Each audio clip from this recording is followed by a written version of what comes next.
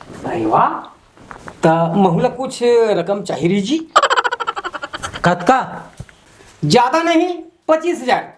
तू मन तो मोला इसने तिसने समझ ले हो यार। तो का होगा जी? अरे मांगसू तो बने दबाक मांगे करो, 5,000 25,000 कोई रकम हरे। तो कद का मांगाऊं ती बता। तोला ब्लैंक चेक दे दूं, तोला जितना रकम चाहिए हम लिख दे बे। ठीक है, किंतु मैं पैसा वापस करूँ। फिर जा नहीं मिले। का बात?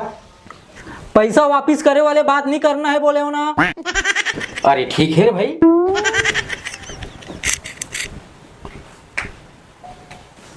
भाई जेक, तोर घर की तिजोरी में तो मात्र 2 रुपया बस रही से। हाँ 2 रुपया बस रही से तनो तो गज्जल कौन लग गई जी। सोचते है और कोई दे रहा तिजोरी की चाबी ला।